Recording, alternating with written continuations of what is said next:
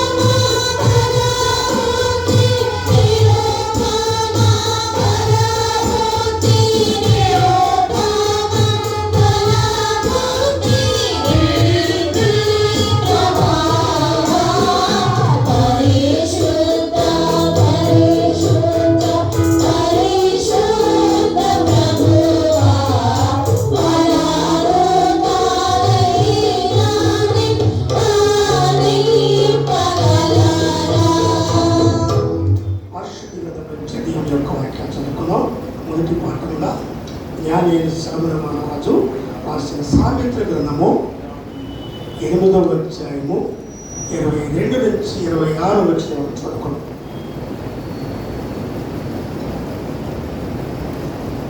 పరిశుద్ధ గ్రంథంలో మొదటి పాఠముగా సామెతల గ్రంథము 8వ అధ్యాయము 22వ వచనం నుండి 26వ వచనం వరకు చదువుకున్నాం.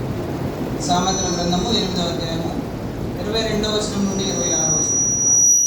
పూర్వకాలమందు తన సృష్టి ఆరంభమున తన కార్యములలో ప్రథమమైన దానిగా యెహోవా నన్ను కలుగజేసెను. అనాది కాలము మొదలుకొని మొదటి నుండి భూమి ఉత్పత్తి అయిన కాలమునకు పూర్వము నేను నియమింపబడితిని. ప్రవాహ జలములు లేనప్పుడు, నీళ్లతో నిండిన ఊటలు లేనప్పుడు నేను పుట్టితిని. పర్వతములు స్థాపింపబడక మునుపు, కొండలు పుట్టక మునుపు, భూమిని దాని మైదానంలో ఆయన చేయక మునుపు, నేల మట్టిని రవ్వంతయు సృష్టింపక మునుపు నేను పుట్టితిని. దేవుడి యొక్క వాక్య భాగాన్ని దీవించును గాక. ఆమేన్. పరిశుద్ధ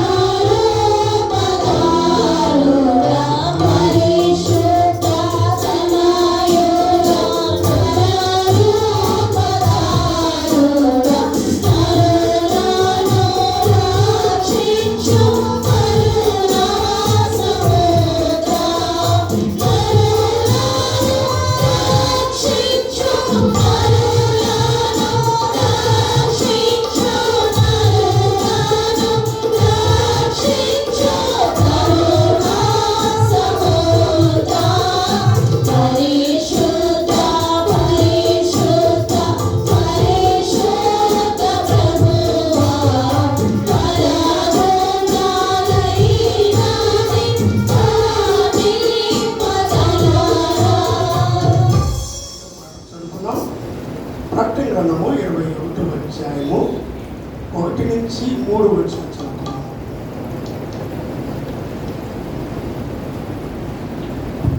ఈ దినమున ఏర్పాటు చేయబడిన రెండవ వాక్యం ప్రకటన గ్రంథము 21వ అధ్యాయం 1వ వచనం నుండి 3వ వచనం చదువుకున్నాము. అంతకు నేను కొత్త ఆకాశమును కొత్త భూమిని చూచితిని. మొదట ఆకాశమును మొదటి భూమియు తగ్గించుకోలేదు, సముద్రమును ఇకను లేదు. మరియు నేను నూతనమైన యెరూషలేమును అను ఆ పట్టణమును తన భర్త కొరకు అలంకరింపబడిన పెళ్లి కుమార్తె వలె సిద్ధపడి పరలోకమందున్న దేవుని యొద్ద నుండి దిగువచ్చుట చూచింది. అప్పుడు ఇదిగో దేవుని నివాసము మనుషులతో కూడా ఉన్నది. ఆయన వారితో కాపురముండును, వారాయన ప్రజలయ్యుందురు.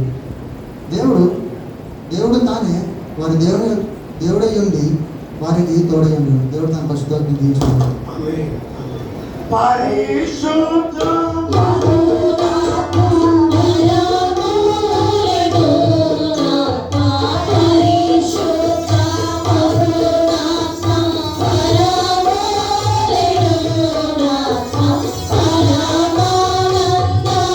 ప్రేమ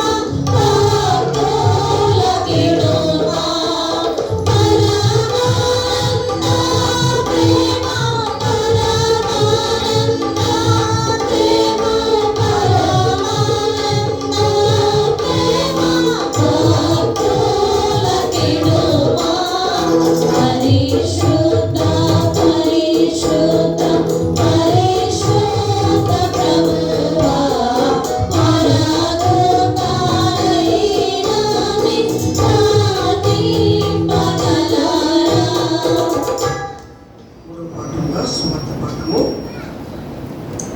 లూకాసు సువార్త 8వ అధ్యాయము 22 నుంచి 25 ఉంది.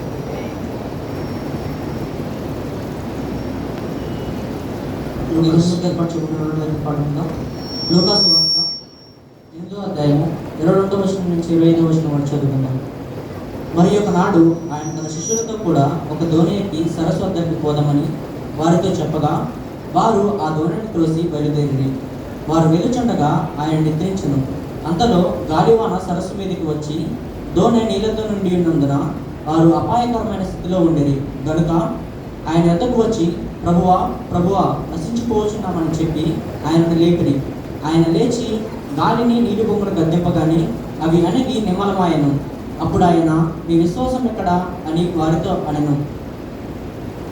అయితే వారు భయపడి ఈయన గాలికి నీళ్లకు ఆజ్ఞాపింపగా అవి లోబడుచున్నవే, ఈయన ఎవరో అని ఒకరితోనొకరు చెప్పుకొని ఆశ్చర్యపడి దేవుని పరిశుద్ధాత్మ దీక్షులుగా ఆమేన్.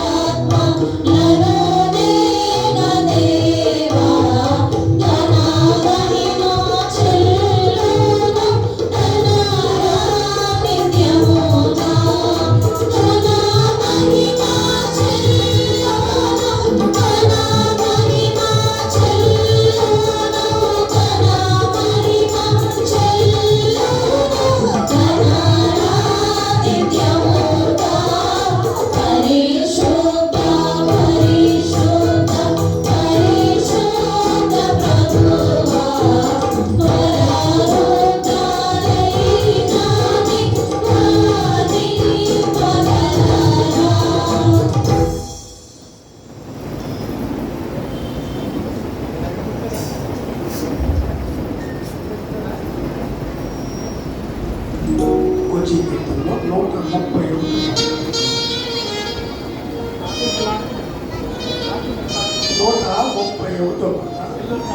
పరిశుద్ధాత్మను కోరము. పరిశుద్ధాత్మను కోరము, జీవమయేసు ప్రభుని పేరట వేడుము. జీవమయేసు ప్రభుని పేరట వేడుము. నరందరిని ఆయనలోని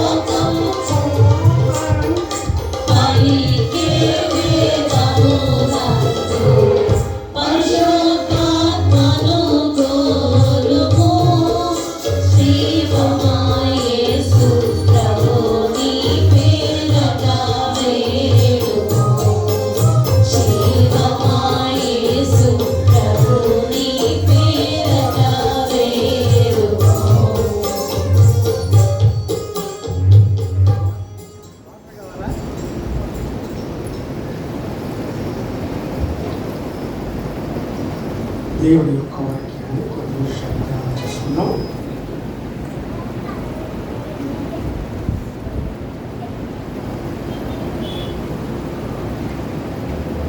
కొన్ని వారాల నుంచి అన్యులైన వారు, దేవుని ఎరిగిన వారు, దేవుని వాక్యము దేవుణ్ణి తెలియని వారు ఏ రీతిగా మరి వారు దేవునికి భయంకరంగా ఉండి ఆశ్చర్యమైన కార్యాలు పొంది ఉన్నారో ఒక జ్ఞాపకం చేస్తున్న ప్రతి వారం, గత వారం కూడా పరో గురించి జ్ఞాపకం చేశాను. పరో బహు కఠినుడంటే హృదయము కఠినమైనది.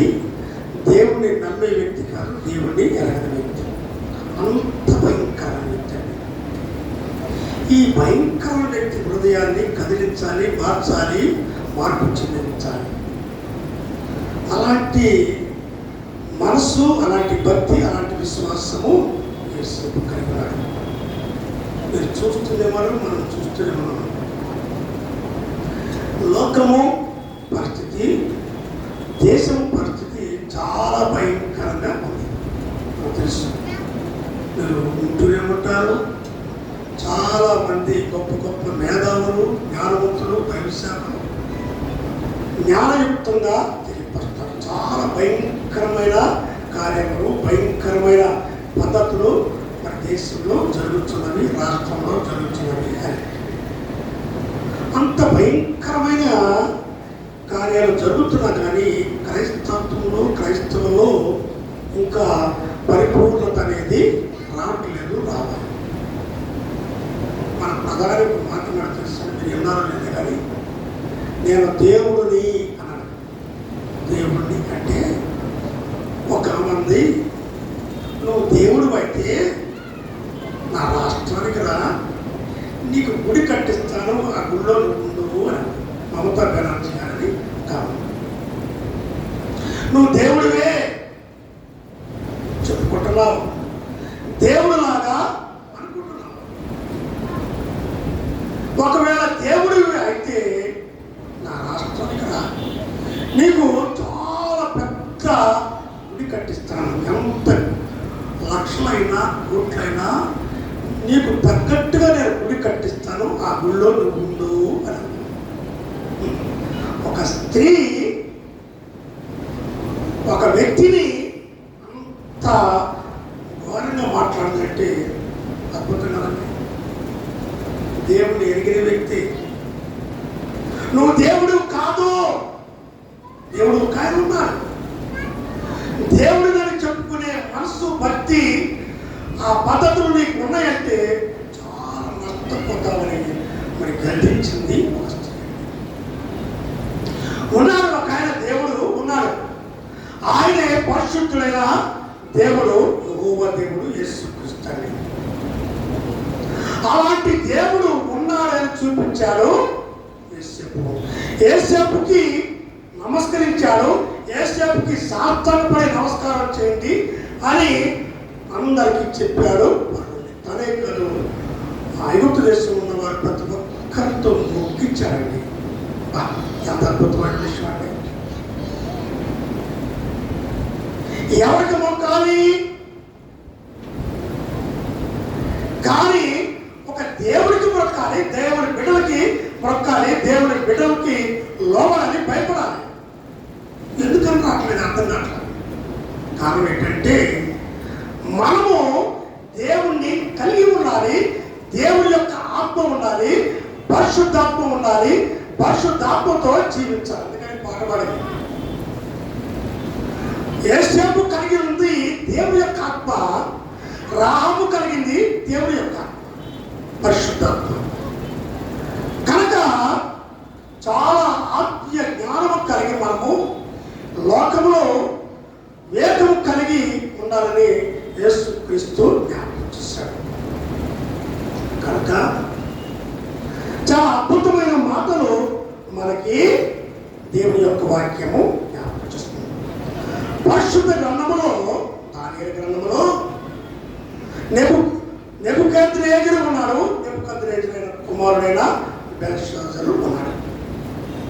సరే, నెబుకద్నెజరు కాలం అయిపోయింది, ఆ తర్వాత చూసుకోండి. కానీ అతని కుమారుడైన బెల్షాజరు ఉన్నాడు. బెల్షాజరు నెబుకద్నెజరుకి కుమారుడు అనగా తనకు సమస్తమును తన తండ్రి యొక్క మరి పద్ధతులు పనులు అన్ని ఎరిగిన వ్యక్తి బెల్షాజరు. కానీ బెల్షాజరు తెలుసుకోలేదు, గ్రహింపు లేదు, జ్ఞానం లేదు, జ్ఞానయుక్తమైన పద్ధతులు ఇవ్వండి. కానీ బెల్షాజరు చూడండి, ద్రాక్షారసము త్రాగుచుండగా ఏం చేస్తాడంటే, ద్రాక్షారసము త్రాగుచుండగా చాలా భయంకరమైన చెడ్డ అలవాటును బెల్షాజరు కలిగి ఉన్నాడండి. ఇది చాలా భయంకరమైన స్థితి అన్నమాట. ద్రాక్షారసము తాగుతూ సంతోషంతో ఆనందంతో ఈ పని సొలొమోను మహారాజు కూడా చేశాడు తెలుసండి. జ్ఞానం తెలుసుకోవాలని, భవిష్యత్తు జ్ఞానం తెలుసుకోవాలని బాగా తాగి ఏదో చేయబడి, కానీ అది వ్యర్థము అన్నాడు సొలొమోను మహారాజు. చూడండి,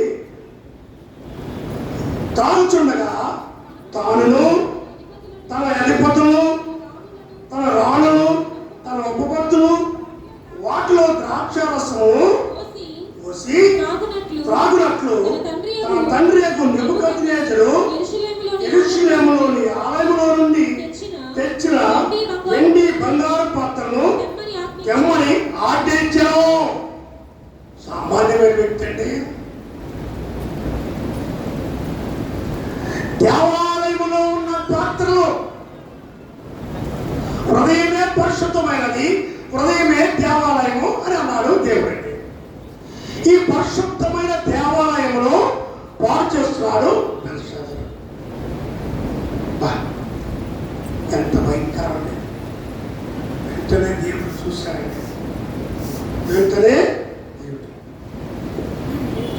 చూసి, దేవుడు చూడండి, ఒక ఆ గోడ మీద ఒక రాతను రాశాడు. దేవుడు, నిన్ను త్రాసులో చూచగా తక్కువగా కనపడుతుంది. నిన్ను చూశాను, నిన్ను గమనించాను, నీ పద్ధతులు, నీ క్రియలు, నీ అలవాట్లు సమస్తము కూడా నేను ఎరిగి ఉన్నాను. కానీ నీవు దేవుడు ఉన్నాడు అని తెలిసి కూడా దేవుడు లేడు అన్నట్టుగా ప్రవర్తిస్తున్నావు. కనుక నీ తండ్రి ఉన్నాడు కదా, నీ తండ్రికి ఏం జరిగిందో నీకు తెలుసు కదా, చూసావు కదా, అప్పుడైనా నేను తెలుసుకొని మారాలి కదా, మార్పించదు కదా. అది లేదు, నీ ఇష్టం వచ్చినగా చేస్తున్నావు. కనుక నిన్ను త్రాసులో చూడగా తక్కువగా కనపడుతుంది అని గోడ మీద రాశాడు దేవుడు. చూశాడు, భయపడిపోయాడు. ఎలా భయపడిపోయాడు తెలుసండి, కాళ్ళు చేతులు సమస్త నరాలన్నీ కూడా చచ్చుపడిపోయాడు. ఒక్కసారి గొప్ప కూలి పడిపోయాడు. గొప్ప కూలి పడిపోయాడు. అది హార్ట్ అటాక్ అనమాట. చూసామండి, ఒక్కసారి గొప్ప కూలి కింద పడిపోయాడు. ఏం చేయాలి, ఎక్కడికి వెళ్ళాలి? గిలగిలగిల కొట్టుకుంటున్నానండి. దేవుడు లేని జీవితము, దేవుని ఆత్మ లేని జీవితము హృదయాన్ని అనగా దేవుడి ఆలయంలో పాడు చేస్తే ఎంత భయంకరమైన శిక్ష వస్తుందని చెప్పలేమండి. బహు బాధపడుతున్నాడండి. గిలగిల కొట్టుకొని మరి ఏం చేయాలో, ఎక్కడికి వెళ్ళాలో, ఏం చేయాలో అర్థం ఎక్కడికి వెళ్తానండి? ఎక్కడికి వెళ్ళాలి? అర్ధరాత్రి కాడ 2, 3 ఇలాంటి సందర్భాలు ఎక్కడికి వెళ్తామండి? ఇప్పుడంటే ఆటోలు ఉన్నాయి, ఆటోలు కూడా ఎవరు రాదు, దొరకవు. కానీ అంత భయంకరమైన పరిస్థితిలో 11వ వచనంలో రాణి గారు ఈ మాట జ్ఞాపకం చేస్తుంది. నీ రాజ్యంలో మనుషుడున్నాడు, అయ్యా నీ రాజ్యంలో ఒక వ్యక్తి ఉన్నాడు. ఆయన సామాన్యమైన వ్యక్తి కాదు, ఒక డాక్టరే అనుకున్నాం కదండి. డాక్టర్ లాంటి వ్యక్తి పరమ డాక్టర్ అండి. నీ రాజ్యంలో ఒక వ్యక్తి ఉన్నాడు, అతడు పరిశుద్ధ దేవతల ఆత్మ గలవాడు. నీ తండ్రి కాలములో ఎలా తెలుసు అండి ఆమెకి? రాణి గారికి ఎలా తెలుసు? బెల్షాజరుకి ఎందుకు తెలియలేదు? బెల్షాజరు ఎందుకు జ్ఞానం లేదు? చూడండి, అంత అజ్ఞానం ఇప్పుడండి. కానీ రాణి గారు ఎంత జ్ఞానమైన వ్యక్తి అండి. ఎందుకు బాధపడుతున్నావు? ప్రాణపాయ స్థితిలో ఉన్నావు, ప్రాణం పోతి కనుక ఇలాంటి పరిస్థితుల్లో ఒక వ్యక్తి కావాలి, ఇలాంటి పరిస్థితుల్లో దేవుడు కావాలి, ఇలాంటి పరిస్థితుల్లో కాపాడే వ్యక్తి కావాలి, నిన్ను రక్షించే వ్యక్తి కావాలి. కనుక సామాన్యమైన వ్యక్తులు కాదు, సామాన్యమైన వ్యక్తులు కాదు. దీనికి పరిష్కారం ఎవరు అంటే ఒక దేవుడు మాత్రమే. కనుక నీ రాజ్యంలో, మన రాజ్యంలో ఒక వ్యక్తి ఉన్నాడు. ఆ వ్యక్తి దానియేలు. ఎలాంటి వ్యక్తి అండి? పరిశుద్ధమైన దేవుడి యొక్క ఆత్మ కలిగిన వ్యక్తి. ఒక స్త్రీ ఎంత జ్ఞానం కలిగిన వ్యక్తి అండి. ఒక స్త్రీ వివేకము కలిగిన వ్యక్తి, జ్ఞానయుక్తమైన వ్యక్తి, ముందు చూపు కలిగిన వ్యక్తి, ఎదుటి వారి హృదయంలో గమనించే ఆత్మీయ జ్ఞానము ఉన్నది. అయ్యా ఎందుకు బాధపడతావు? ప్రాణం పోతి, నరకానికి వెళ్తావు, పాతాళానికి వెళ్ళిపోతావు. కనుక నీ రాజ్యంలో ఒక వ్యక్తి ఉన్నాడు. ఆ వ్యక్తి దానియేలు. చక్కని మాట జ్ఞాపకం చేసినట్టు చెప్పండి. ఈ దానియేలు ఎలాంటి వ్యక్తి అంటే శ్రేష్టమైన బుద్ధి కలిగిన వాడు, కళలు తెలియజేయుటకును, మర్మములు బయలుపరచుటకును, కఠినమైన ప్రశ్నకు చుటకును జ్ఞానమును తెలియకలు కనబడెను. గనుక ఆ రాజు అతనికి బెల్షాజరు అని పేరు పెట్టెను. ఈ దానియేలు పిలువనప్పుము, అతడు దీని భావము నీకు తెలియజేయను అన్నాడు. పరిష్కారం అనేది జరిగింది. నీ తండ్రి కాలంలో పరిష్కారం చేసిన వ్యక్తి ఈయన.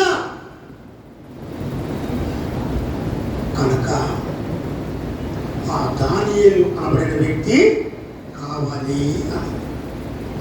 సామాన్యమైన వ్యక్తి అంటే దానియేలు సామాన్యమైన వ్యక్తి కాదు. రాణి సామాన్యమైన వ్యక్తి కాదు. ఈమె అన్యురాలండి, దేవుని ఎరగని వ్యక్తి అండి, విగ్రహారాధికురాలండి, లేకపోతే పూజలు పురస్కారాలతో ఉన్న వ్యక్తి. మరి ఆమె అన్యురాలండి. అన్యురాలు ఎంత గొప్ప మరి భక్తి వివేకం కలిగిన తత్వం ఎలా వచ్చిందండి? ఆమెకి దానియేలు యొక్క హృదయాన్ని ఎలా తెలుసు? దానియేలు హృదయంలో ఉన్న పరిశుద్ధాత్మ శక్తి ఎలా తెలుసు అండి? ఆమెకి తెలుసు, కనుగొంది. చూసామండి. ఎందుకంటే పరిశుద్ధాత్మ కలిగిన వ్యక్తి, దేవుడి యొక్క ఆత్మ కలిగిన వ్యక్తి అండి ఎదుటి వారి హృదయంలో ఉన్న మరి ఆ భక్తి జీవితాన్ని కనుగొనే ఆత్మీయ జ్ఞానము దేవుడు చూసామని. కనుకనే దానియేలు సామాన్యమైన వ్యక్తి కాదు అని చెప్పినాడు. 4:8 అన్నాడు, కనుక బెల్షాజరు అను నా దేవత పేరు బట్టి బిరుదు పొందిన దానియేలు వాడు నా ఎదుటికి వచ్చెను. పరిశుద్ధ దేవత ఆత్మ అతని యందు ఉండెను. పరిశుద్ధమైన దేవతల ఆత్మ ఉండెను. ఎవరు హృదయంలో? దానియేలు హృదయంలో. దానియేలు పరిశుద్ధ ఆత్మను పొందిన వ్యక్తి. ఎప్పుడైతే మారు మనసు పొందామో, పాపము పోయిందో, మారు మనసు పొందినప్పుడు నీటిలోకి దిగి మనం ఆ పరిశుద్ధాత్మ అభిషేకం పొందే కృపను దేవుడు ఇస్తాడని. యేసుక్రీస్తు ఎప్పుడైతే అన్నిటిలో మరి ఆ బాప్తిసం పొందుతాడో వెంటనే ఆయన మీదకి పరిశుద్ధాత్మ అనబడిన ఆ పౌరము ఆయన మీదకి అది దేవుడిచ్చే వరం అన్నది. మారు మనసు పొందిన వ్యక్తికి, బాప్తిసం పొందిన వ్యక్తికి దేవుని యందు మరి కలిగిన ఆ యొక్క అనుభవం ఏంటంటే పరిశుద్ధాత్మ అనే వరము దేవుడు ప్రసాదిస్తాడు మనకి. ఈ దేవుడిచ్చిన ఈ పరిశుద్ధాత్మ ప్రతి ఒక్కరికి అవసరం, ప్రతి ఒక్కరికి కావాలి. పరిశుద్ధాత్మ లేకపోతే కష్టమండి. సౌలుని అభిషేకించాడు దేవుడు. ప్రవక్త సమూయేలు, నువ్వు వెళ్ళి సౌలుని అభిషేకించు అన్నాడు. వెంటనే ప్రవక్త సమూయేలు కొమ్ములో తైలం నింపుకొని దేవుని ఆజ్ఞ ప్రకారం వెళ్ళి సౌలు మీద మరి ఆ యొక్క తైలం పోసి అభిషేకించి అతన్ని ఎన్నుకున్నాడు దేవుడండి. ఇప్పుడు పరిశుద్ధాత్మ అనేది సౌలులో ఉండాలి. సామాన్య వ్యక్తి కాదు సౌలు. ఈ సౌలు దేవుడికి వ్యతిరేకమైన కార్యాలు చేయటం వల్ల, దేవుడికి లోబడడం వల్ల, దేవుడికి వ్యతిరేకమైన కార్యాల్లో మరి పాల్గొనటం వల్ల, దేవుడి చిత్త ప్రకారం నడవకపోవటం వల్ల అతని మీదకి వచ్చింది ఏంటంటే అది పోయింది, కొట్టొచ్చింది. అదే దురాత్మ అనండి. పరిశుద్ధాత్మ పోయింది, ఇప్పుడు ఏమొచ్చింది? దురాత్మ వచ్చింది. ఈ దురాత్మ ఏం చేస్తుంది? ఒక బర్చి తీసుకొని, శోభను తీసుకొని దావీదు మీదకి వచ్చాడండి. పరిశుద్ధాత్మ పొందిన వ్యక్తి, దేవుడి యొక్క ఆత్మ పొందిన వ్యక్తికి, మరి మారు మనసు పొంది బాప్తిసం పొందిన వ్యక్తికి దేవుడి యొక్క ఆత్మ ఉండవు కదండి. దావీదును చంపటానికి శోభను తీసుకొని వేశాడండి. విషపు చూపు కలిగి ఉన్నట్టండి దేవుని ఆత్మ పోయింది. కానీ దేవుడు క్షమించండి. ఒక అన్యురాలు, ఒక అన్యుడు దేవుని ఎరగని వ్యక్తి యేసేపును చూశాడు. దానియేలుని చూశాడండి. చూసి దానియేలును తన ఎదుటికి వచ్చాను. పరిశుద్ధ దేవతల ఆత్మ అతని ఎందు ఉండెను. కావున నేను అతనికి నా కలను చెప్పి తిని అన్నది. చెప్పాను. ఎట్లనగా శకునగాడు అధిపతులకు పరిశుద్ధ దేవతల ఆత్మ నీ యందు ఉన్నదని అందుకు ఏ మర్మము నన్ను కలపెట్టుదనియు నేను ఎరుగును కనుక నేను కన్న కలయు దాని భావం నాకు తెలియజెప్పుము.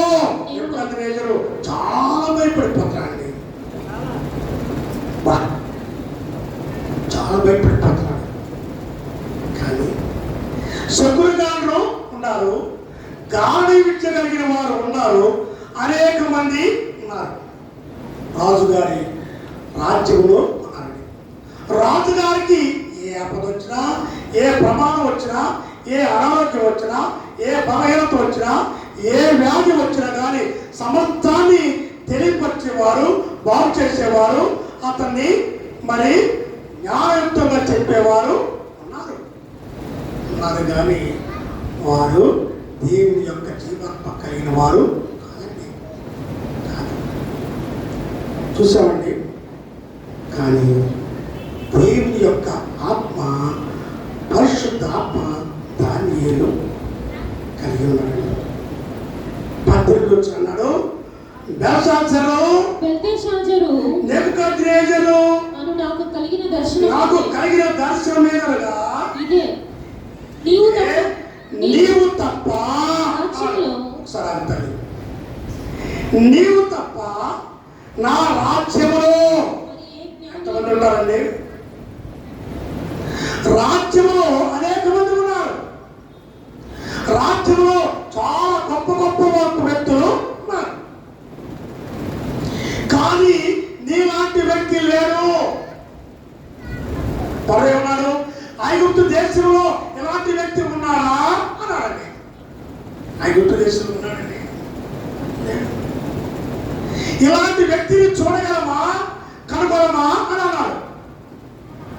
కానీ ఆ వ్యక్తి ఎవరు అంటే ఒక యేసేపు మాత్రమే అన్నాడు. మరో సాక్ష్యం ఇచ్చాడు. దేవునికి ఎంత మహిమండి. మనం చాలా జాగ్రత్తగా జ్ఞానయుక్తంగా ఉండాలండి. ఒక సంఘంలో ఉండొచ్చు, సమాజంలో ఉండొచ్చు, అనేక మంది మధ్యన ఉండొచ్చు, లేకపోతే మరి రాష్ట్రంలో, దేశంలో, ప్రపంచంలో ఉండొచ్చు అండి. కానీ ప్రాముఖ్యమైన దేవుని కలిగి ఉంటే మదర్ తెరెసా వల్లే గణపరచగలతో తెలుసండి. మదర్ తెరెసా ఎవరండి? మనలాంటి వ్యక్తి కదండి. ఒక తల్లిదండ్రులు పుట్టిన వ్యక్తి అవ్వాలి. కానీ బాల్య వయసు నుంచి కూడా ఆమె తన తల్లితో చెప్పేదంటండి, అమ్మా నేను యేసుక్రీస్తు వలె ఉండాలి. యేసుక్రీస్తు యొక్క క్రియలు నాలో ఉండాలి. యేసుక్రీస్తు యొక్క పరిశుద్ధమైన క్రియలు నాలో ఉండి నేను అలా జీవించాలి. వివాహం అనేది వద్దు, వివాహం అనేది చేసుకోను. ప్రపంచంలో ఉన్నవారు అనేక మంది గుడ్డివారు, కుష్టి వ్యాధులు, మరి వ్యాధ వ్యక్తులు, మరి అంగహీనులు ప్రపంచంలో అనేక మంది వీధుల పట్ల పడి ఉన్నారు. వారందరినీ బాగు చేయాలి, వారందరినీ దేవుడి వైపు చూడాలి, దేవుడి ప్రేమ కనపరచాలి, దేవుడి వైపు నడిపించాలి అని త్యాగం చేసుకుంది మదర్ తెరెసా. అనుకొని తన దేశాన్ని, తన కుటుంబాన్ని, సమస్తాన్ని వదిలిపెట్టి భారతదేశం వచ్చింది కదండి. వచ్చి కలకత్తా ప్రాంతంలో ఎంత గొప్ప పరిచయం చేస్తుందండి. రోడ్లప్పుడు తిరుగుతూ ఎక్కడైనా వీధి పక్కన పడితే కుష్టి వ్యాధి కలిగిన వ్యక్తి అతడు నాకు కావాలి, అతన్ని నేను స్వస్థపరుస్తాను, శుద్ధి చేస్తాను, కడుగుతాను, బాగు చేస్తాను, వైద్యం చేస్తాను, అతన్ని ఒక మంచి ఆరోగ్యం ఇచ్చి, ఒక రూపం ఇచ్చి నేను చేస్తాను అనే తపన, వేదన ఆమెలో ఉందండి. ఒక స్త్రీకి ఎంత గొప్ప విషయం అండి. ఎవరు పట్టుకుంటారండి? పట్టుకున్నారు. ఏబు గారు అన్నాడు కదండి, ఏబు గారు అన్నాడు, నా ఊపిరి నా భార్యకు అసహ్యము అన్నాడండి. నాకు భయంకరమైన వ్యాధి వచ్చింది, చూడలేని వ్యాధి, బాగు చేయలేని వ్యాధి, దుర్వాసన కలిగి ఉన్నారండి. వాళ్ళంతా పుండులు కదండి. అయితే ఏబు గ్రంథము ఒకసారి జ్ఞాపకం చేస్తాను మీకు. ఏబు గ్రంథము 19వ అధ్యాయం నేను నా పనివాడిని పిలవగా 19వ అధ్యాయము 16వ వచనం చదువుకున్నాం. నేను నా సరే, పనివాని పిలువ 15 చదువుతాను. నా ఇంటి నేను నా ఇంటి దాసదాసీలను జనులు నన్ను అన్యునిగా ఎంచెదరు. అన్యునిగా ఎంచెదరు. నేను వారి దృష్టికి పరదేశినై ఉన్నాను. నేను నా పనివానిని పిలువ నేను నా పనివాడిని పిలవగా వాడేమీ వాడేమి పలకకున్నాడు.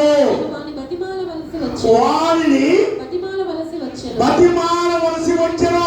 ఎవరండి? యోబు గారు సామాన్య వ్యక్తి? ప్రపంచంలో ధనవంతుడు. ప్రపంచంలో యోబు లాంటి వ్యక్తి లేడు అన్నాడు దేవుడు. భూమి మీద లేడు అన్నాడండి.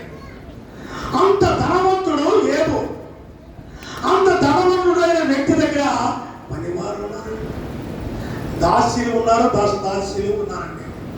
పనివాడిని అంట, అరే బాబు ఇటు రారా అన్నాడు. గొంతుకు ఎండిపోతుంది, కొద్దిగా గ్లాసు మంచిలు ఇవ్వు అన్నాడు. మంచిలు రాలా. బ్రతిలాడాడు, రాలేదు.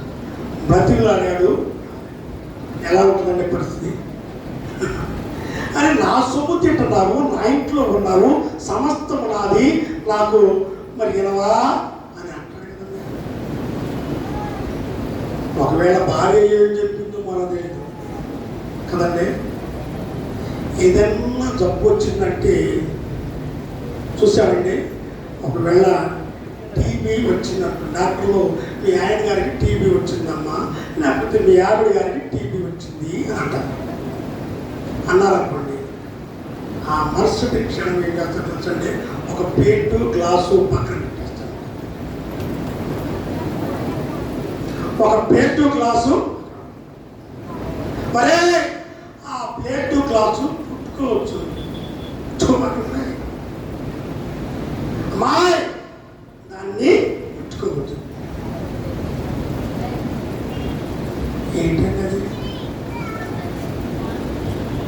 ప్రేమ అయిపోయింది, ప్రమాణం అయిపోయింది. వ్యాధి ఎందును ఆరోగ్యమందును అని ప్రమాణం చేసినావా? పెళ్లి కొడుకు పెళ్లి కూతురు ఎంత చక్కగా చేస్తారండి ప్రమాణం. వ్యాధి ఎందును ఆరోగ్యమందును అని అంటారు. ఏ వ్యాధి వచ్చినా, ఏ సమస్య వచ్చినా కానీ నేను క్రీస్తు యొక్క ప్రేమను చూపిస్తాను. ఏమైపోయిందండి?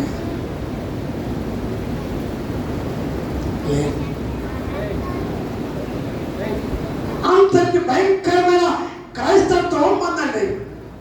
ఒక అంటినకు చచ్చిపోతాం. ఏ అయితే ఏమైందండి? ఎప్పుడైనా చచ్చిపోతుందిగా. కనుక అమ్మ వద్దు అన్నా సరే ఆ మాట అనబాకండి అని ప్రేమను చూపించి భక్తి జీవితం చూపించాలి భార్య అయినా భర్త. చూసామండి, నా ఊపిరి నా భార్యకు అసహ్యము, నా ఊపిరి నా భార్యకు అసహ్యము. నేను కనిన కుమారులకు నా వాసన అసహ్యము. చాలా ఏడ్చుంటాడండి. భార్యకు ప్రేమ లేదు, బిడ్డలకు ప్రేమ లేదు, పనివారికి ప్రేమ లేదు, మరి దాసీలకి ప్రేమ లేదు. ఎవరో నా మాట పెట్టలేదు. ఎన్ని రోజులు పస్తులు ఉంటాడండి. అనేక దినాలు పస్తు ఉంటాడండి. దేవుడు చెప్పుకొని ఉంటాడు. కానీ దేవుడు ఏమన్నా ఉంటాడండి, నేను ఉన్నాను అని ఉంటాడండి దేవుడు. అంత గొప్ప దేవుడు అండి, విశ్వాసం అండి. చిన్నపిల్లలు సహా నన్ను తృణీకరించారు. నేను లేదు చూచిన వాళ్ళు నా మీద దోష మాటలు పలికెదరు. అంటే చాలా భయం వేసిపోతుందండి. అంత శోభ అనుభవించాడు ఏమి గారండి. అయిపోయిందండి. ఈయనెవరో సామాన్యమైన ప్రవక్త కాదండి, సామాన్యమైన ప్రవక్త కాదు. భార్య ఎవరో ప్రవక్త యొక్క భార్య, ప్రవక్త యొక్క బిడ్డలు, ప్రవక్త దగ్గర ఉండే పరివారం, ఆ కుటుంబమే ఒక దేవాలయం లాంటిది. ఆ కుటుంబంలో ఇంత లోతైన మరి ఆ యొక్క భయంకరమైన కార్యం జరుగుతుందండి. బయటకు రానివ్వరండి, మన గంప కింద కనిపిస్తాను అంతే. ఏబు గారి పరిస్థితి ఆయన కానీ గెలిచాడండి, గెలిచాడు. అపవాదిని గెలిచాడు, వ్యాధిని గెలిచాడు, రోగాన్ని గెలిచాడు, సమస్తము గెలిచాడు. సమస్తము మారిపోయినవి మళ్ళా రెండంతల మరి ఆశ్రదము ఆత్మలు పొందాడు. కానీ అతని హృదయంలో ఉన్నది పరిశుద్ధాత్మ.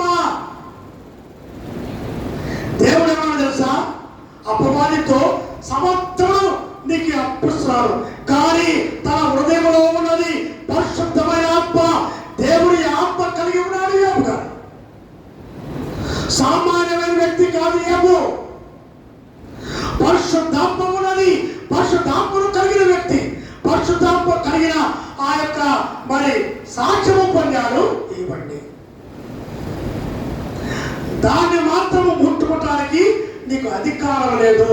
సమస్తమును 99% ఇచ్చేసాము అన్నాడండి. కానీ ఏం వారి గెలిచాడు. గెలిచిన వెంటనే రెండంతా ఆశీర్వాదాలు వచ్చి పడేయండి. భార్య ఏమంటుందండి? మా ఆయన బంగారం, మా ఆయన బంగారం. ఏది ఏటీఎం కార్డు ఇటీ అంటారు కదండి. ఏటీఎం కార్డు నా తెలిసి ఒక ఆయన ఉన్నాడు, పాపం తాగి పాడిపోయి చాలా భయంకరంగా ఉంటే తెగ కొట్టేవాళ్ళండి, చచ్చిపోయాడు. చనిపోతే కుమార్తె, కొడుకు, ఇద్దరు కొడుకులు, కుమార్తె, భార్య, దాదాపు ₹1,00,000 ఏటీఎం కార్డు తీసేసుకున్నాడు. ఇప్పుడు ఏటీఎం కార్డు పొడిస్తే వచ్చే డబ్బులు ఎవరి?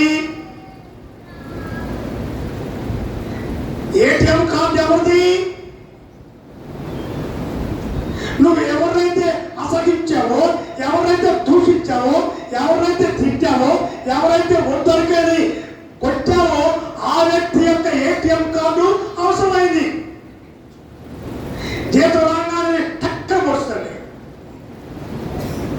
అమ్మా డబ్బులు కావాలి, అరే ఆ ఏటీఎం కార్డు తీసుకొని తెచ్చుకో. కష్టపడి శ్రమపడి మరి బాధపడి మరి సంపాదించిన వ్యక్తి అయిపోయాడు. ఎందుకు అయిందో మనకు తెలియదు. ఇప్పుడు పరిస్థితులు బట్టి కానీ అవసరమైంది ఏంటి? అతడు కాదు, స్నేహితులు వచ్చారు, సహోదరులు వచ్చారు, సహోదరులు వచ్చారు. ఎలా వచ్చారు? వస్తా ఏం గారు ఇంటికి, ఏం గారు సహోదరు మనిషికి ఒక ఉంగరం చేసుకొని, యోబు గారికి మనిషికి ఒక ఉంగరం చేసుకుని వచ్చి, అన్నయ్య తమ్ముడా ఎన్ని బాధలు పడ్డావురా. భార్యకప్పుడు పరిపూర్ణమైన ప్రేమ వచ్చింది. అమ్మో మా ఆయనే, మరి ఎందుకని చూడలేదు, ఎందుకని అసహించుకున్నావు, ఎందుకని త్రోసివేశావు, ఎందుకని తొడిగిరించావు ఒకప్పుడు. కానీ దేవుడి ప్రేమ పోలేదుగా, దేవుడు అసహించుకోలేదుగా. దేవుడు ప్రేమించిన దేవుడు ఒక ఆయన ఉన్నారు. ఆ ప్రేమ నీకు ఎందుకు ఉండకూడదు?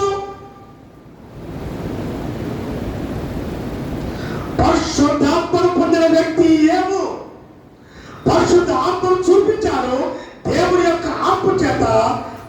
పరిశుద్ధమైన ఆత్మ చేత గెలిచాడు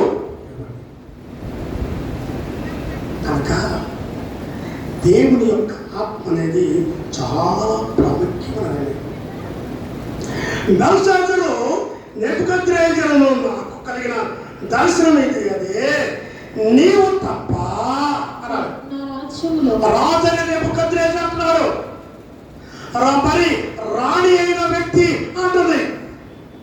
బెల్షాజరు అన్నాడు, చూడండి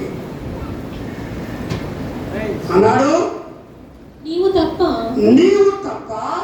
నా రాజ్యంలో మరి ఏ జ్ఞానియు దాని భావము నాకు చెప్పనేరడు. నా రాజ్యంలో అనేక మంది ఉన్నారు, ఎవరి వల్ల కాదు, ఎవరు చెప్పలేరు అన్నారండి.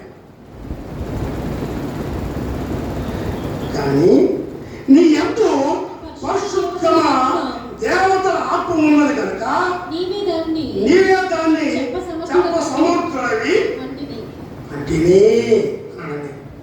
బా నీవే, ఇక దేశంలో ఎవరు లేరు, ఈ ప్రజలో ఎవరు లేరు, ఇంకెవరో లేరు, నీవే నీవే నీవే అని చెప్పాడండి. బా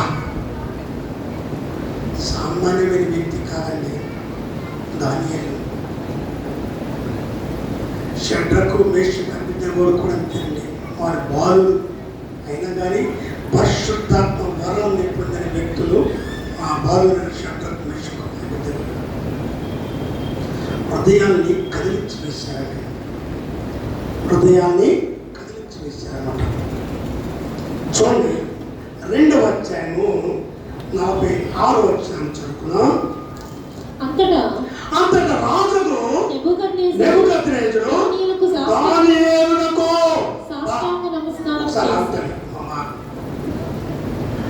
అంతటా రాజుకు నెబుకద్నెజరు ఎవరన్నైనా అన్యుడు అన్నా కదండి, విగ్రహారాధికుడు, దేవుడు ఎరగని వ్యక్తి, దేవుడు చూడని వ్యక్తి, కానీ అతడు ఆత్మీయ జ్ఞానము, భవిష్యత్ జ్ఞానము, హృదయాన్ని పరిశీలించే జ్ఞానము నెబుకద్నెజరుకు ఉందండి అన్నాడు. దానియేలునకు సాష్టాంగ నమస్కారం చేసి అతన్ని పూజించి సాష్టాంగ నమస్కారం ఎవరికి? దానియేలుకి. దానియేలు నెబుకద్నెజరు హృదయాన్ని కదిలించి వేశాడు. వాస్తవంగా మరి నెబుకద్నెజరుకి మరి సాష్టాంగ నమస్కారం చేయాలని షడ్రకు మేషకు అబేద్నెగో దానియేలుకి శాసనం పెట్టాడు తెలుసా అండి. నేను పెట్టిన విగ్రహానికి మొక్కాలి, పూజించాలి, సాష్టాంగపడాలి అని షడ్రకు మేషకు అబేద్నెగో వాళ్ళకి, రాజా మేము ఆ పని చెయ్యం, మేము యూదులము, దేవుని బిడ్డము, దేవుని కలిగిన వారు అని అన్నారండి. కానీ దానియేలు ఎంత గొప్ప వ్యక్తి చెప్పండి. ఏ కరుడు కట్టిన వ్యక్తి ఉన్నాడో, ఏ వ్యక్తికి సాష్టాంగపడి నమస్కారం చేయమని అన్నాడో ఆ వ్యక్తిని మార్చాలంటే, ఆ హృదయాన్ని కలిగించాలంటే, ఆ వ్యక్తిని నాకు సాష్టాంగపడి అంటే నా దేవునికి సాష్టాంగపడేవాడిగా చెయ్యాలి అని అనుకున్నాడు దానియేలండి. అనుకొని తన పరిశుద్ధమైన క్రియలను చూపించారు. పరిశుద్ధమైన సత్క్రియలు కావాలి. వేషధారణ ప్రార్థన కాదు, వేషధారణ భక్తి కాదు, వేషధారణ ఆచారమైన క్రియలు కాదండి. ఈ దాని నాడు ఉన్నది వేషధారణ భక్తి, వేషధారణ క్రియలు. ఎప్పుడైతే ఒక వ్యక్తి పరిశుద్ధమైన క్రియలు, పరిశుద్ధమైన ప్రవర్తన, పరిశుద్ధమైన సత్క్రియలు కలిగి కనుక జీవిస్తారో, ప్రవర్తిస్తారో, ఆ వ్యక్తి ఎదుటి వ్యక్తి అన్యుడైనా విగ్రహారాధికుడైనా ఎలాంటి వ్యక్తి అయినా మార్చగలిగిన ఆ భక్తి జీవితము ఆ వ్యక్తికి మాట్లాడారు. దానియేలు ఏం చేశాడు? దానియేలు ఏముంది? పరిశుద్ధ దేవుడి యొక్క ఆత్మ ఉన్నది. జ్ఞాపకం చేసుకో. ఈ వ్యక్తిని ఎప్పుడైనా కానీ నా దేవుడికి మృత్యవాడిగా చేయాలనుకున్నాడు దానియేలు. దానికి ఏం చేయాలి అని చూసి తన హృదయాన్ని మార్చుకున్నాడు, తన హృదయ ప్రవర్తని మార్చుకున్నాడు, తన హృదయంలో ఉన్న కఠినమైన హృదయాన్ని మార్చుకున్నాడండి. తన హృదయాన్ని సరి చేసుకొని తన క్రియ ద్వారా చూడండి నెబుకద్నెజరుని మార్చివేశాడు, రాణిని మార్చేశాడు, బెల్షాజరుని మార్చేశాడండి. దానియేలు సామాన్యమైన వ్యక్తి కాదండి. మళ్ళా ఎవరు వచ్చారు? నెబుకద్నెజరు అనబడిన అన్యుడు, విగ్రహారాధికుడు అనబడిన బెల్షాజరు వచ్చి సాష్టాంగపడి నమస్కారం చేశాడు. సాష్టాంగపడటం అంటే తన శిరస్సును దానియేలు యొక్క పాదాల దగ్గర పెట్టాడండి. దానియేలు అనుకుంటాడు, ప్రభా ఈ అతిశయం అనేది నాకు కాదు ప్రభా, నాకు లోక సంబంధమైన అతిశయం వద్దు.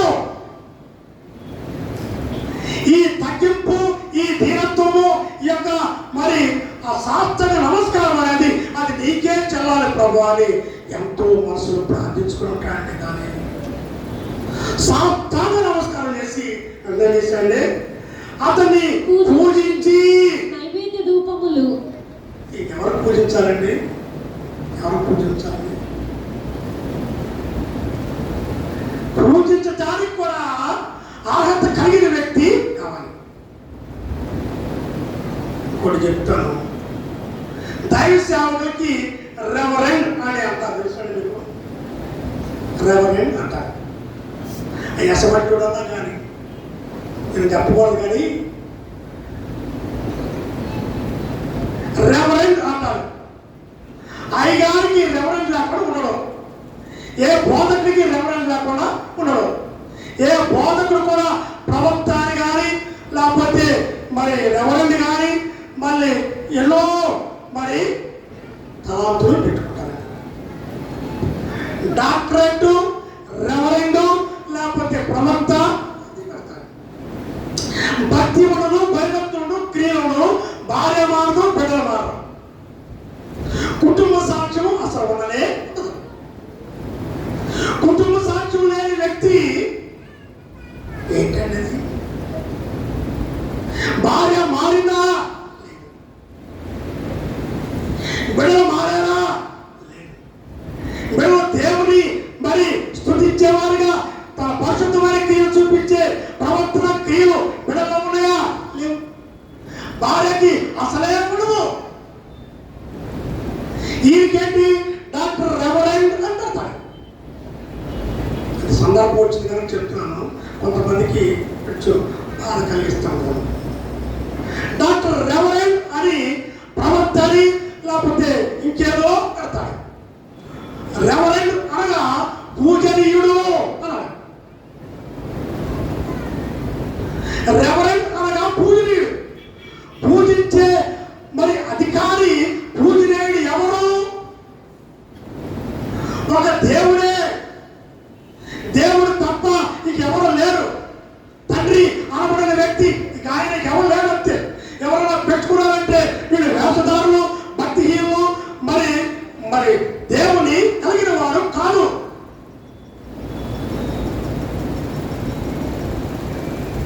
లోకము అలా అయిపోయిందండి, బోధకులు అలా అయిపోయారండి, సేవకులు అలా అయిపోయారండి.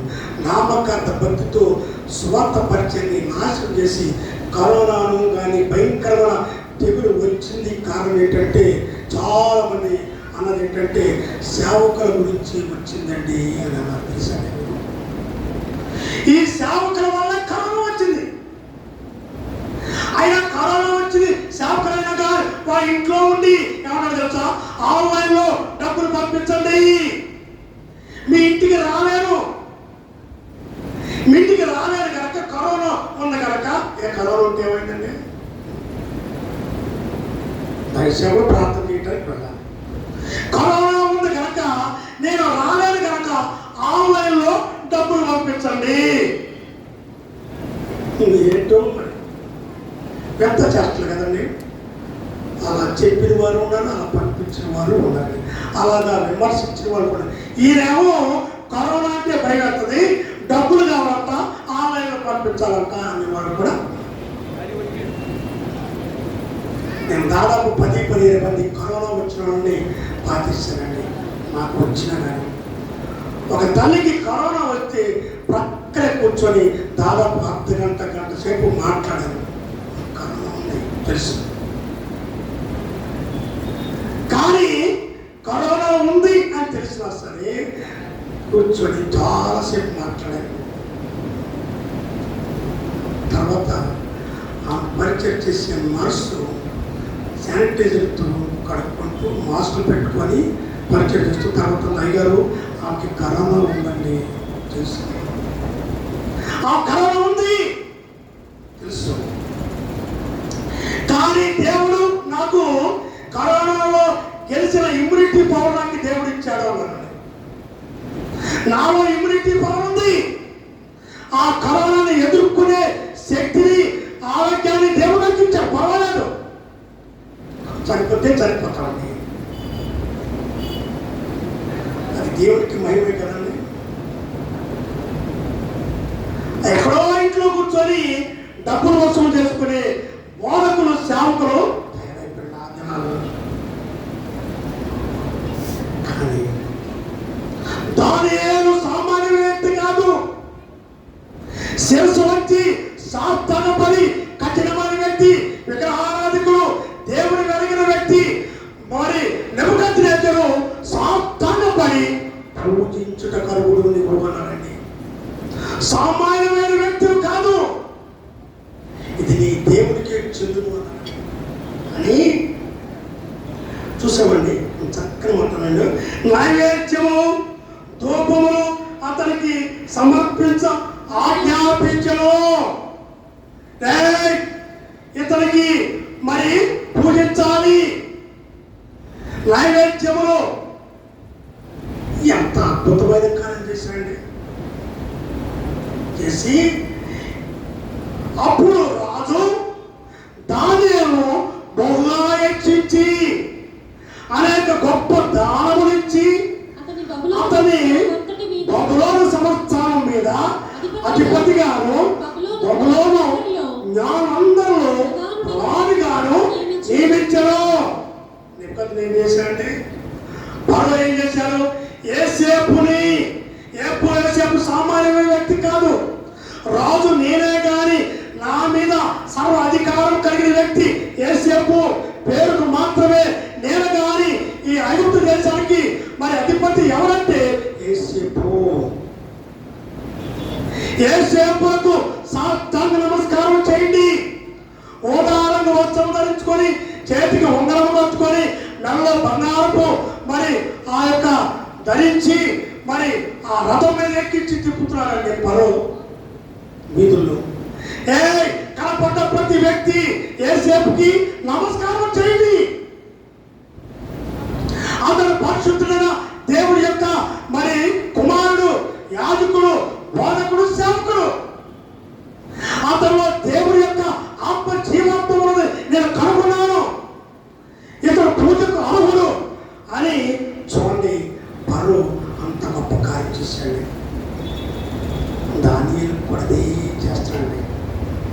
అనేక గొప్ప దానములిచ్చి అతన్ని బబులోను సంస్థానం మీద అధిపతిగాను బబులోను జ్ఞానందరి ప్రధానిగాను నియమించాడు. అంతటా దానియేలు రాజులతో మనవి చేసుకునగా రాజు షద్రకు, మేషకు, అబేద్నెగో వారిని బబులోను సంస్థానం మీద విచారణకర్తగా నియమించడం. అయితే ఈ దానియేలు రాజు సన్నిధిని ఉండేను. ఎంత అధికారం పొందండి. నేనే కాదు, నీ రాజ్యంలో ప్రాముఖ్యమైన వ్యక్తులు షద్రకు, మేషకు, అబేద్నెగో ఉన్నారు. శ్రేష్టమైన వ్యక్తులండి. హృదయాన్ని కదిలించవేశాడు దానియేలు. పరిశుద్ధమైన క్రియతో, సత్క్రియతో ఒక కఠినమైన హృదయాన్ని మార్చేశాడండి. 6వ అధ్యాయము తన రాజ్యమంతటి పైన అధిపతులుగా ఉన్నట్టుగా 20 మంది అధిపతులను నియమించుటకు దర్యావేషులకు ఇష్టమాయెను. నెబుకద్నెజరు అయిపోయాడు, రాణి అయిపోయాడు, బెల్షాజరు అయిపోయాడు. ఇప్పుడు ఎవరు వచ్చారండి? దర్యావేషుడు చూసామండి. తన రాజ్యము పైన అధిపతులను నియమించుటకు దర్యావేషునకు ఇష్టమాయెను. వారిపైన ముగ్గురుగాను నియమించను. ఆ ముగ్గురులో దానియేలు ముఖ్యుడు. అనేక మందిని నియమించారు. అనేక మందిలో కొద్ది మంది. ఆ కొద్ది మందిలో ప్రాముఖ్యమైన వ్యక్తి ఎవరంటే దానియేలు.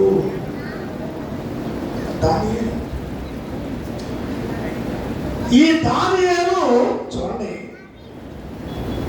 రాజ్యంలో ఉంటే కొంతమందికి అసూయ, ద్వేషం, కక్ష, క్రోధం ఉంటుంది కదండి. సహజమే, ఎక్కడైనా ఉంటుంది. కుటుంబాల్లో ఉంటుంది, సమాజంలో ఉంటుంది, ఆఖరి సంఘంలో కూడా, విశ్వాసంలో కూడా ఉంటుంది. ఈ అసూయ అనేది బహు చెడ్డ అలవాటు అండి. విశ్వాసమైనా మార్పు పొందినా అసూయ అనేది సామాన్యమైన కార్యం కాదండి. దానియేలు ఎప్పుడైతే ప్రాముఖ్యమైన స్థానం ఇచ్చాడో దర్యావేషు ఇతన్ని పరీక్షించాలి.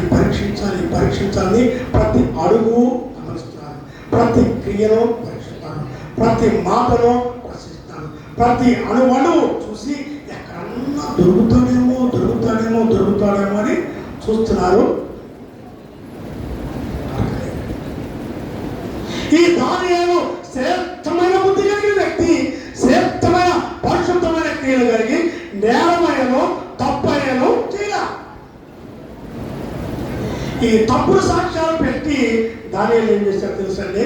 సింహాసనంలో వేయించారండి. చచ్చిపోయాడు, అయిపోయాడు రా అనుకున్నారండి. దానియేలు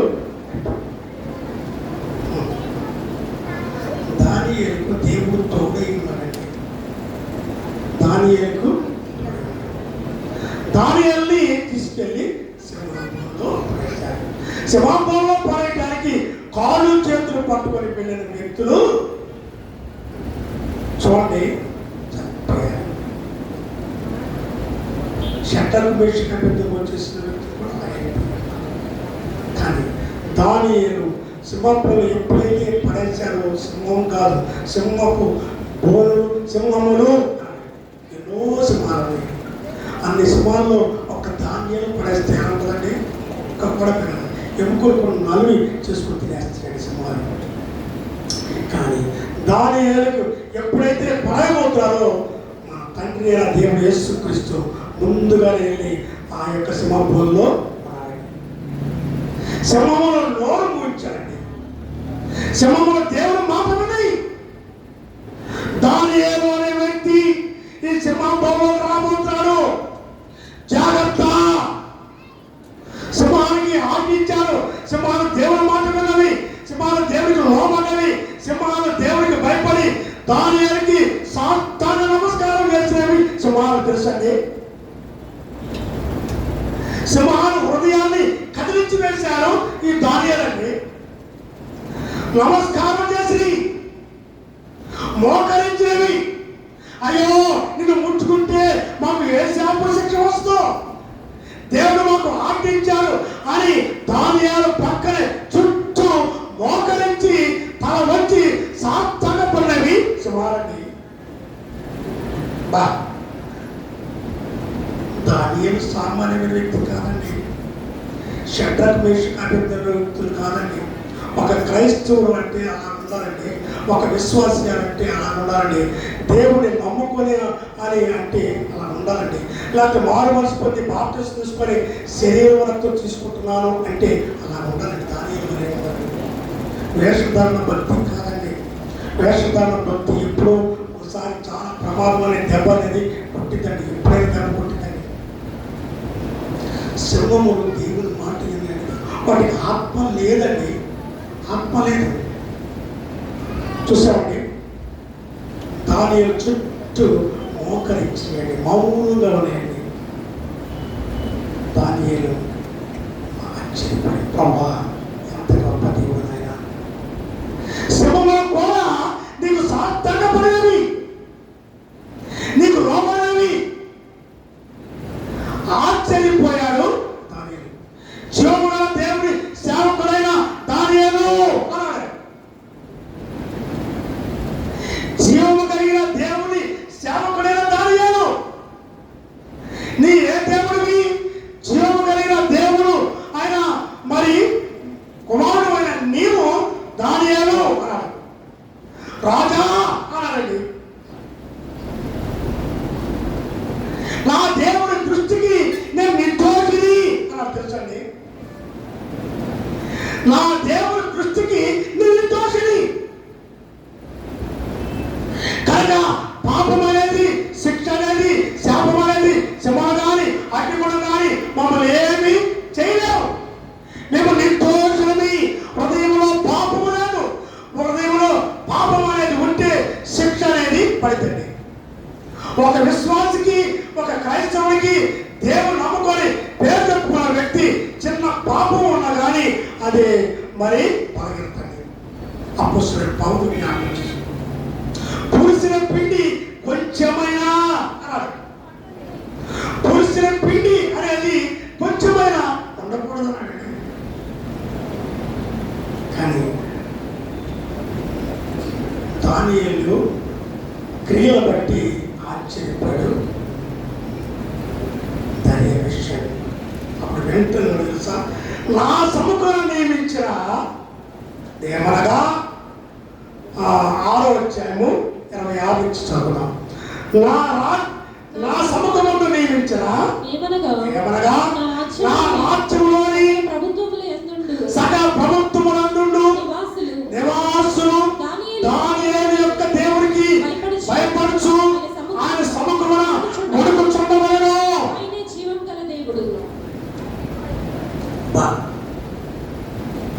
ఎవరైనా జీవము కలిగిన దేవుని సేవకుడైన దానియేలు నా ప్రభుత్వంలో, నా రాజ్యంలోని నెబుకద్నెజరు కూడా వాడు లోకములో అన్నాడండి, రాజ్యంలోని సకల ప్రభుత్వములో, అన్ని ప్రభుత్వంలో ఉన్నవారు, సకల ప్రపంచంలో లోకంలో ఉన్న ప్రతి వ్యక్తి కూడా సాక్ష్యం ఇస్తాడు. నివాసులు దానియేలు యొక్క దేవునికి భయపడుచు ఆయన సముఖమున వణుకుచుండవలెను. ఆయన జీవము గల దేవుడు. దానియేలు దేవునికి వణకాలి. ఉందండి భక్తి, దేవునికి భయపడండి. ఎవరన్నా బోధకుడు, సేవకుడు, జ్యోతిష్కుడు ఎవరన్నా కానీ కొన్ని రోజులు చనిపోతామయ్యా, చనిపోతామమ్మా అన్నారు, అక్కడి నుంచి కూడు నీళ్ళు మానేసి వణికిపోతా ఉంటారు. కానీ చూడండి, మన దేవుడు గొప్ప దేవుడు. పరిశుద్ధుడైన దేవుడిని పరిపూర్ణంగా కలిగి ఉంటే పర్వాలేదు. ఆయన అన్నాడు, దేవుడికి భయపడవలెను. ఈ మాట ఎక్కడో తెలుసండి, ఆదికాండం 22వ అధ్యాయంలో 12వ వచనం నుంచి రాస్తాడు. అబ్రహామా అన్నాడు, నీవు దేవుడు